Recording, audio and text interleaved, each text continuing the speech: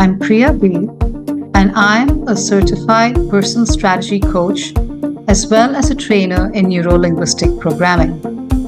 I'm also the founder of intentionalcoaching.online. Today is a wonderful day for us to understand, appreciate, and explore possibilities in the structure and the art of communication and its influence. When we think about communication, what comes to mind is the fact that almost every living thing in existence communicates in some way, shape, or form. I read somewhere that plants communicate with each other by issuing chemicals to one another and receiving them. Viruses communicate in a certain way, insects, almost every living thing.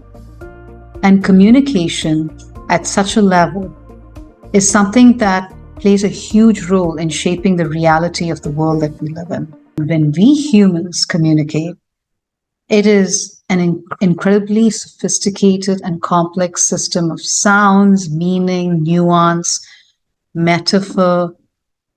We communicate with our facial features and our body language and our tonality and with our energy levels.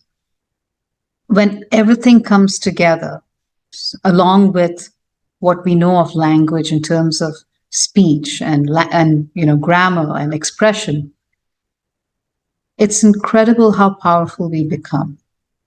Whether we choose to influence others through what we communicate, and guess what? It's a two-way street. We too are vulnerable to being influenced by others when they communicate to us.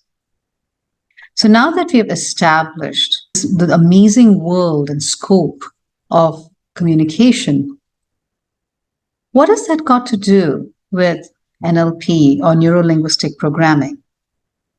And how can this help us feel empowered and to enrich the lives that we live on a daily basis?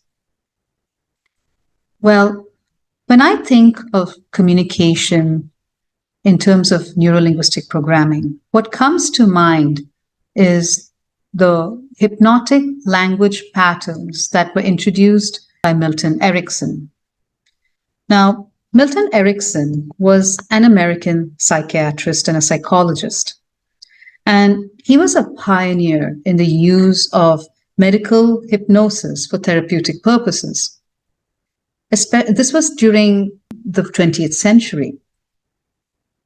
The founders of neuro-linguistic programming, John Grinder and Richard Bandler, found that by observing and understanding how he was able to influence people through language patterns, one could sort of deploy similar skills in their own lives in order to achieve influential language skills of their own, with which they could, practice leadership or create outcomes in the world that were in line with who they were and what they wanted. And that was how the hypnotic language patterns model emerged. So when I think of a hypnotic language pattern, what comes to mind is the fact that, number one, it's something that taps into vagueness. Now, when I speak to you as I'm speaking now, I'm quite straightforward. I'm addressing you as you are attentive and focused on me.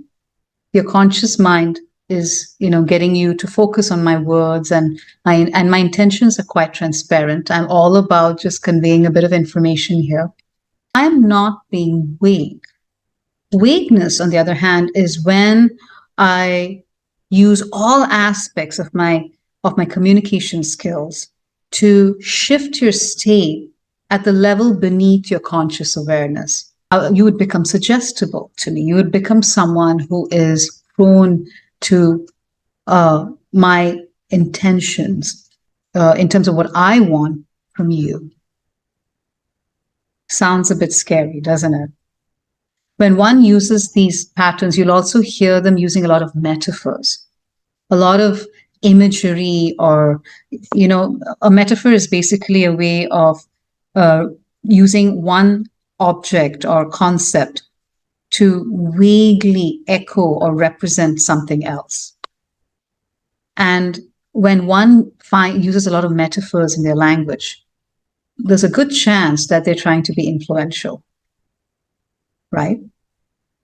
And finally, you'll find other patterns in their language where, they would introduce little questions at the end of what they say, like, hey, going out today might be a good idea, don't you think?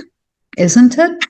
These little questions that seem rather pointless and yet are sort of deployed without you being consciously aware of them, almost like a pause that gets you to wonder if going out, as in the case of this example, is a good idea after all. That's you being influenced by someone artfully interspersing their speech with little tag questions, a vague form of influence. So these are just some of the examples that emerge when one is using influential language patterns on you. And you might find yourself practicing these things yourself when you are trying to influence others, such as maybe giving an inspirational speech to motivate people at work or in your team, to give a pat on the back of approval to your children so that, there's that positive reinforcement that gets them to study better or, be more punctual. In the language of love, in relationships and in romance, influential language patterns are deployed at an altogether higher level in order to get the person you're interested in you. All of this happens at a level of really sophisticated speed, to the point where the person doing it may not even be aware he or she is doing it. And the person at the receiving end may not be aware that he or she is being influenced. Hence, thinking about what works for you in terms of influencing others, as well as what tends to have an effect on you when others are influencing you, sitting down and taking stock of this might actually be a good idea in terms of understanding how you can make communication work for you and how you can reduce the impact that communication can have on you that's more negative. Now, why does this matter, especially in terms of day-to-day living? Well, when I have conversations with clients, very often, a thing that comes up very often is when people are in relationships where they try their best to, take great care of themselves, to focus on things that matter to them, to hold on to their values and, to build lives of meaning and purpose for themselves.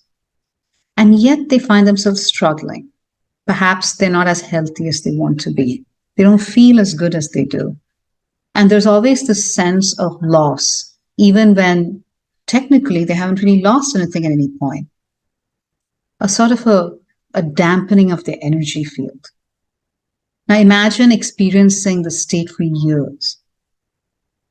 Very often, when one starts to examine the bits and pieces that make up this reality that they think they're living in, one finds that they're often at the receiving end of unresourceful, influential communication patterns. And catching on to that can often be a great way to identifying what needs to change in your life in order to get back to feeling your energetic, complete, motivated, healthful self. I think we can cover this topic in another video in greater depth. And I think today, this is a great point to pause at for today. But let's at least wrap it up with this question. If at any point in your day, whether at work, whether at play, whether at home, wherever, you find that you're disconnected from your optimal self. It's a good idea to take stock of who's around you, who's with you, who's communicating with you, and replay conversations in your mind and look for those influential patterns that we touched upon earlier. Are there a lot of strange little interruptive questions in what is being spoken? A lot of metaphorical, vague language? Is there a sort of a nuance to what's being said to you that's hard to put your finger on, and yet seems to shift your state when you least see it happening? If you sense that this is taking place in any area of your life, it's worth sitting down and breaking it down on paper and identifying the patterns of influence that might be impacting you. At the end of the day, nothing is really good or bad. What is positive or negative are the intentions with which we choose to deploy these powers at our disposal. The intentions that are the most positive are the ones that seem to benefit not just you, but the maximum number of people at a time. The greatest of leaders and motivators in the world know this. Those who are able to get people to come together in the spirit of mutually supporting one another, being strong, and being the best versions of themselves, all at the same time. And as it can happen at such a level, so it can happen within you. So, on this note, I'll take my leave for today, and I look forward to revisiting this topic with you in future uploads to this YouTube channel. In order to, stay up to date on my next upload, I encourage you to comment, like, subscribe by hitting the little gray bell icon below, and feel free to share these videos with others in order to, start a dialogue with others about what is possible when we look at these topics within the context of neuro-linguistic programming. Bye for now, and see you soon. Take care.